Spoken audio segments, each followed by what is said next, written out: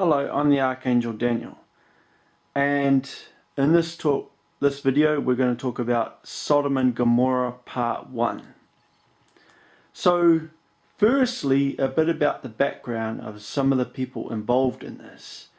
Now, there was an angel in heaven that I mentioned that is one of Satan's followers who decided to remain in heaven. His name is Michael. He was from the first Lucifer batch. He's one of Satan's followers. Now, he chose to remain in heaven when Satan and the rest of his followers went to the storage dimension. Okay, I threw Satan through the wormhole to the storage dimension, and Michael and a second member of the first Lucifer batch who was with him chose not to go there. Both these two individuals are Satan's followers.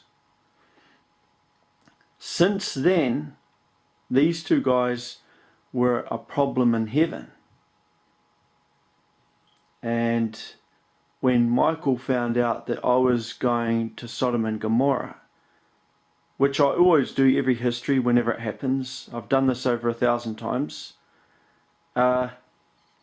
unusual this history, Michael didn't wind up in hell, and so he insisted that he come with me. Normally I just do all this on my own, and God decided to let him.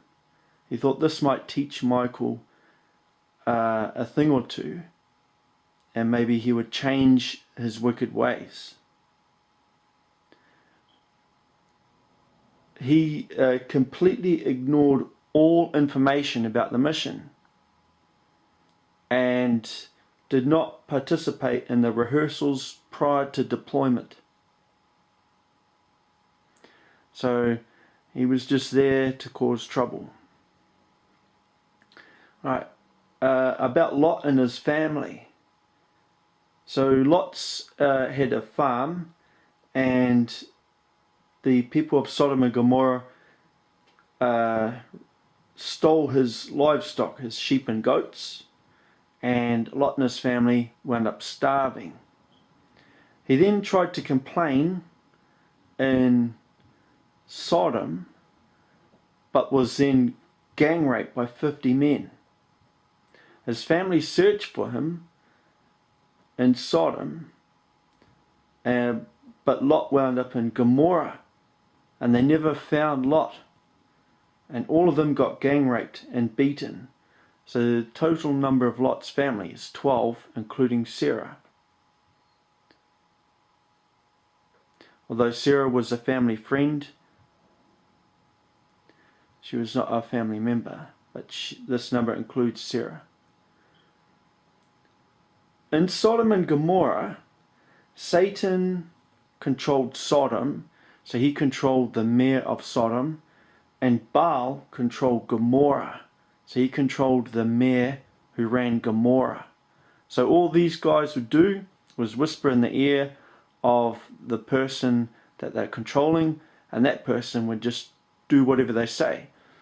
With Baal, he's a pervert, and he rapes everything and anything, and so this brought about a tradition and culture of rape and drowning, and the wearing of feces on their faces of all the townspeople.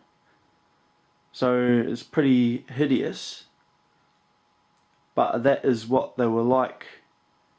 And they raped not only people but each other, visitors and animals, and they used sticks, not just their own penises, for rape. Pre-deployment. For pre-deployment, we conduct rehearsals and choreography, and this is done using Aaron chassis. So we have a full area that is set up exactly like Sodom and Gomorrah, and we have all the people that are involved in it represented by Aaron chassis, which are artificial intelligence controlled, and they are programmed to follow the same thought patterns and cognitive thinking and experiences as the person that they represent. They also look exactly like the person they represent. There were 4 swords made for this mission. I made them. There were 2 for me. They're both katanas. And I made 2 for Michael. He threw one sword away and told me he didn't want it and threw it away. And he kept the other one. For pre-deployment, we observe victory. So we observe myself from the future conducting the assault up to victory, and then the reorg and administration, and then after that, then we go back in time and start the mission. So I already know I'm going to win. That is how we do things in combat with heaven. When we do Sodom and Gomorrah and other missions like this one, we do rehearsals and choreography, and then we do an observation of the entire conflict up to victory, reorg, administration.